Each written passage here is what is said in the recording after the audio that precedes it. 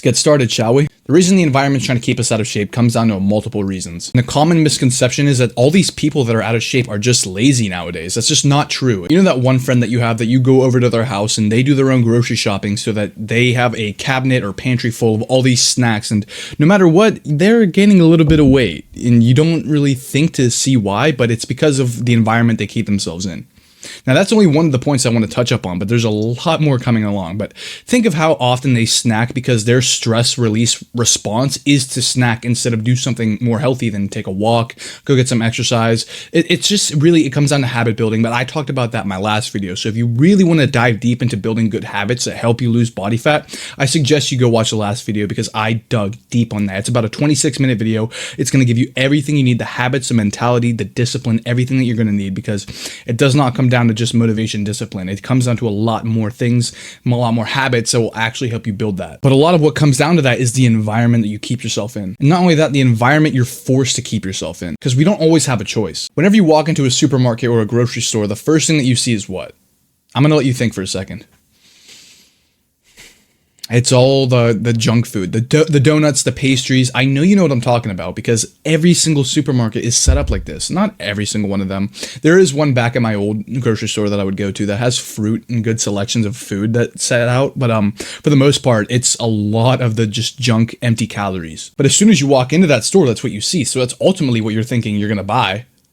Because how could you pass up on it, right? It looks amazing. I can't even blame you. That stuff looks absolutely amazing. Like, if I saw some sprinkled frosted cookie, like, just sitting there, like a 12-pack of them, dude, I'd be so tempted to buy them. And that's why they put them right in front of you. It's like, it's literally brainwashing you into buying these foods that you don't need, but really kind of just show you what you like. Because it's the price tag that's really low, but ultimately, the value of it, that good instant feeling that you get from eating the food is so like high, but the value of it is so low. And I'm not just talking about nutritional value, but how you feel after, because it's instant gratification. You feel really good while you're eating it, and then the instant gratification hits, and then later on you're like, okay, now I just feel like crap, and then I can't get anything done. And that's why you don't want to continue doing the good habits of exercise, nutrition, sleep, and recovery. Once you get into a flow state and you get that momentum going, you're going to be endlessly, like, you're going to be nonstop. Let's be real. Sorry, I stuttered on my words there, but let's just keep this as raw as possible. I'm going to try and get better at speaking with you guys, but still, I think that there is a very big problem in not just the US, but around the world. You go to any supermarket, everything that you want is right at your fingertips, and it's up to you to just not buy any of it. But the thing is, they shove it right in your face. It's almost like they're hiding away what you really should be eating. And especially because it's such more expensive to actually buy the expensive, it's expensive, the food that actually holds the most nutritional value. It's just higher in prices, right? But how you want to look at it is you see the food that's shoved in your face as a purchase, but you look at the food that actually you should be eating as an investment. And that's why it's so much more, because you get so much more value from it. It's almost like you get what you pay for, right? And ultimately, flavor-wise, that's not really the case. But at the same time, when it comes to value and nutritional value and just your actual feeling with the food, you really do get what you pay for. I'm not kidding here. Like, I live this life where I don't really cheat on my diet that much. And the only reason why is because I like the way I feel when I don't. My gut is so clear and I can think clearly. I can do everything that I want to do. I have maintained energy throughout the day. I don't really have many crashes because I'm constantly moving, and the food really allows you to do that. What else in the environment is brainwashing you into buying more of these foods? If you know by now, the outskirts of the supermarket or the grocery store that you're in really hold the best foods because they're all refrigerated and there's stuff that's naturally and local and organic and pasture raised, stuff like that. You know what I mean? The good stuff. But it's all the good stuff is in the outer ring. Sorry, I bumped my mic, but it's in the outer ring, and nobody really thinks to go look in the outer ring until you actually need it. Like, obviously, not everyone is just buying not 100% junk food. It's going to be like 60-40 or 70-30 in that ratio. But mainly, they're going to be shopping in the middle, the guts of the grocery store. And in the guts of the grocery store, you're going to have the cereal aisle. Now, this is I cannot believe that this exists. Like, you go to a cereal aisle, and what do you see? Everything is red, blue. Try this new Crunch Berry, stupid sugary stuff that's not even gonna make you feel good and make you crash by the time that you get to work. Like, The point of breakfast is to fuel you. And if you're just kind of craving that sweet tooth and you're just feeding that sweet tooth, you're not fueling, you're eating for more pleasure. You're not nourishing as much as you actually think you are. But imagine how discouraging it would be to actually buy these products if you went into a grocery store, or no, like you went into the aisles of the grocery store where the cereal was.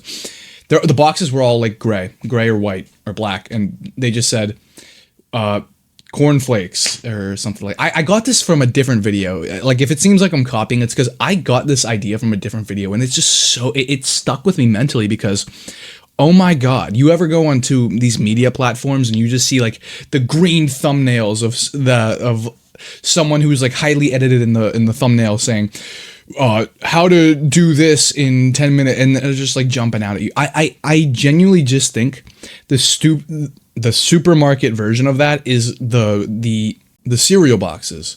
It's all blue, red, green. It's the whole rainbow, and it's contrasting colors that's popping out at you, wanting you to buy it. It's almost like a clickbait thumbnail on YouTube. But the videos with the most values are probably the ones like this, where it doesn't really have a highly edited thumbnail or something like that, but it has intense just value, stuff that you're going to take from it after you watch this full video, like the packaged ground beef or the packaged eggs that don't really look the prettiest whenever you go and actually buy them, but at the same time they're going to make you feel like a superhuman. It's like you're performing like a superhero at this point. It provides you with so much value, and it costs you more, and especially when it comes to watching these videos, it costs you more of your attention span to actually build it up. It's like watching this video is like doing an exercise to the brain, because you're probably so used to the highly edited videos that just kind of take your attention away. And it's almost like it's a disguise of short form content in long form, because it's always this highly just all these edits. And to be honest, I want to do that. And maybe someday I'll dive into that. But at the same time, I really just like talking to this camera. Like, I have no idea who's watching. If you're getting value from this, hey, I appreciate you for stopping by. But the point is, like, search for the value in what you intake and eat for nourishment, right? Because the environment is trying to tear you down. We know this already. I'm just pointing out the obvious from a perspective that you haven't probably even thought of before. So knowing that we're walking into a death trap as soon as we go grocery shopping for the week, what are some ways that we can create friction? I explained this in the last video, but when you go shopping for these foods, you're going to use the most willpower when you're actually shopping for the foods. It's not when you have to go to the gym. It's not when you have to do this or that. It's when you actually have to go grocery shopping, because you can do anything in the gym and it's going to work. I mainly think that what puts you forward is how you recover and how you fuel your body. Because mentally, you feel a win whenever you finally just smash your workout and you walk out of the gym with a smile on your face. The breeze is nice. You maybe roll down the windows a little bit. I don't know, maybe like a summer morning, probably not in a winter morning or whatever time of the day that you want to work out. But you get the idea, right? Sorry, I'm scratching my nose a bunch. These allergies are hitting, man. But when you use this willpower in the grocery store, what does that do? It reflects onto your household. So that means whatever's in your household is a reflection of the willpower that you use in the grocery store in order to not buy the foods that are setting you back, and actually buy the ones that are going to put you forward, even if they cost more. And even if they do cost more, there are some little hacks that you can do in order to actually make this a little bit easier on yourself.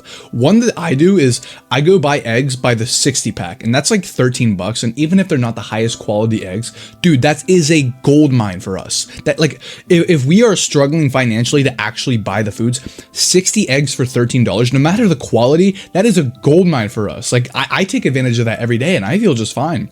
Like, my blood markers are doing all right, I'll tell you that.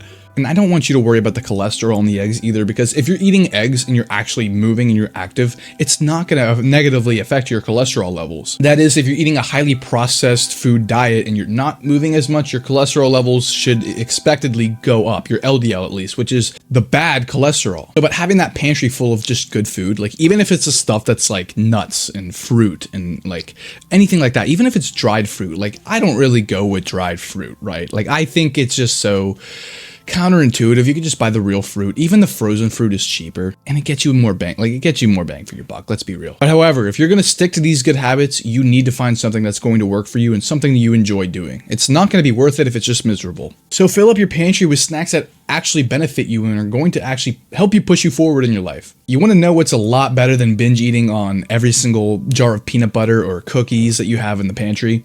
Binge eating on something that's like almonds or blueberries or strawberries or watermelon or beans. I don't know. If you really like beans, I don't know. That was so stupid of me to say. Who binge eats on beans, bro?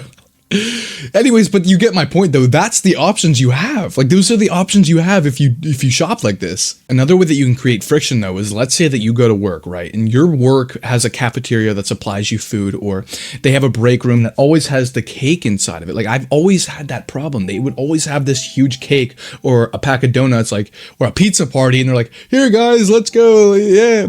I'm not happy about that, bro, because I am not eating that, right? Like, it's just, I just don't want to eat it. Maybe now and again, I'll eat it, but there's no room for that on a random Wednesday for me. Like, I'd rather spend that on a Friday with like my friends or something like that. You know what I mean? But the friction comes from whenever that time comes, you have your meals packed already, so you don't even need to think about eating that. Even though it is really tempting. Don't get me wrong, dude. Pizza is so good. You can down so many slices and still just not be full. I've eaten so many just full pizzas by myself, and more than I'd like to admit, let's be real. If I didn't start going to the gym because I actually enjoyed it, it's because I actually had to. And let's be real, I just enjoy the game now. But what I'm trying to do here is help you guys actually find the love of the game that I have, because it doesn't come easy, and you find your stride once you find what you like. And obviously, yes, that's true, but not everyone knows how to do that. So I would be so willing to make a full guide on how to enjoy the process of getting into better shape. The next point I want to go into is this study that I found, that a school cafeteria put all the healthy options at eye-level areas and in more convenient places, so that's mostly what they grab when they first see it. I think I worded that a little bit odd. I don't know if you know what I mean, right? And normally, kids, students, they're not going to tend to want to actually grab the apple or the cup of fruit at lunchtime. They want to grab like the bag of chips or something that's like in the snack line, or the ice cream bar that's in the freezers, or the sugary milk that they offer. It's just how it works. Like, we don't think of this stuff when we're that young. When they actually changed the layout of the cafeteria, it shouldn't be a surprise to the fact that the stock on the healthy food actually went down drastically. Like, that's not a surprise to us, because look at what we just talked about with the supermarket. Like, it literally is the environment that makes us think that we're not making progress in our healthy lives, and we're not feeling the best we could because of the environment around us. It's not just us. We're not broken people necessarily. We're just kind of being brainwashed. And as sad as that is to say, it is the truth. That's not to say that they didn't just throw this food away. I have no idea, right? I didn't conduct this study, but who knows? I know for a fact that I was the kid who would just throw the apple or the cup of peaches away in my younger years, like maybe when I was in middle school. But when I got to high school, I remember vaguely that I was getting really into lifting, and I'm like, this apple isn't really the worst idea. And I started kind of just shifting over towards the healthier food. And I would get a chicken salad every day and a peanut butter and jelly sandwich, even though that's not the best option, but it's still pretty good. Some people just need to get calories down. And as a teenager, I was very focused on just getting calories down, and to the point where it was a little bit, not even a little bit, it was too much. I was just getting overweight. What a time to be alive, am I right? But at first it was willpower. Like, genuinely, I would go to this salad bar that would put eggs, chickpeas, chicken breasts in my salad, and that would go off, and I'm like, you know what? Like, the pizza or the chicken sandwiches, like, that would be so good right about now. And there was a point where I would just take double stacks of chicken nuggets. I was stealing lunches because I thought I needed to eat I thought I needed to eat big to get big. That was not the case. That's maybe for a 300-pound bodybuilder that burns more calories because they're a bigger human being. If you're a bigger human being, you're gonna burn more calories than the smaller 5'4" Asian woman. Like, it just happens to be that way. All right. And little me didn't know that. Little me had no idea what this world was going to consist of when it came to weightlifting and my health.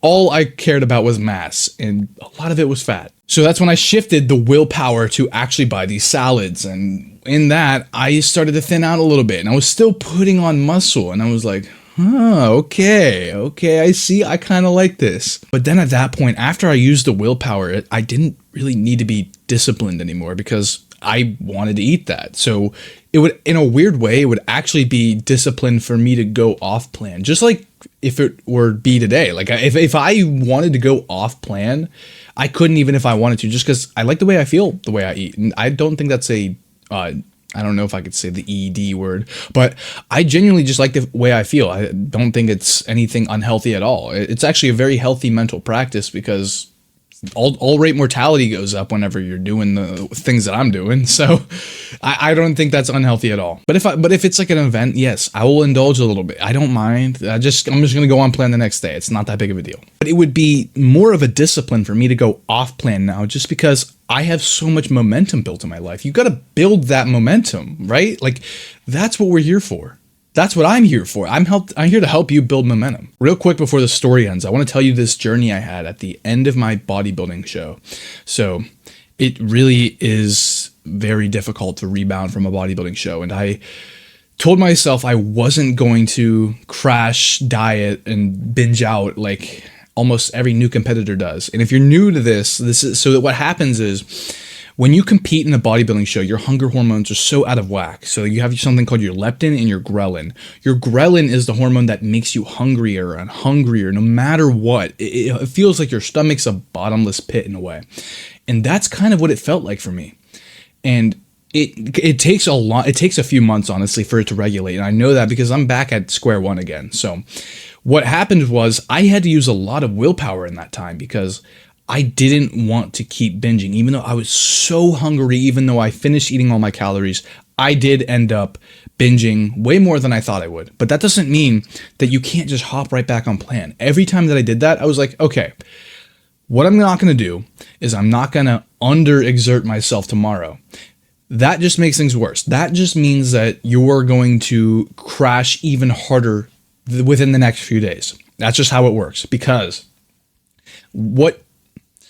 you can't stick to your baseline, so you're trying to restrict yourself even more. Like, it just doesn't make sense. So listen to me when I tell you, if you cannot control it one day, it does not mean the rest of the week, the rest of the month is ruined. You can still make progress without being perfect every single day. If you get your belt loop stuck on a door handle, like, you know how you just accidentally do that sometimes, you're not just going to intentionally do it 10 more times. Like, oh, I got it stuck. That really pissed me off. Let me do it 10 more times. What sets people apart from actually making a successful transformation is getting right back to their baseline right away. You're like a cheetah. You're like, right there. Like, I don't know how to explain this, but it's like, as soon as things go wrong, you don't just catapult it into a binge frenzy. You go right back, and you're just going to think to yourself, all right, back to square one. We're going to get right back to it. And that is how I defeated this problem. Because eventually, a lot of you will come to this problem. And I've been through it before. I don't want you to worry about it as much as I worried about it. I make these decisions, I fail so that you don't have to worry about it. That's all I had for today. That's a little bit of a quickie, but anyways, let me know what topics you want me to make more videos on, and other than that, I'll see you guys later, all right?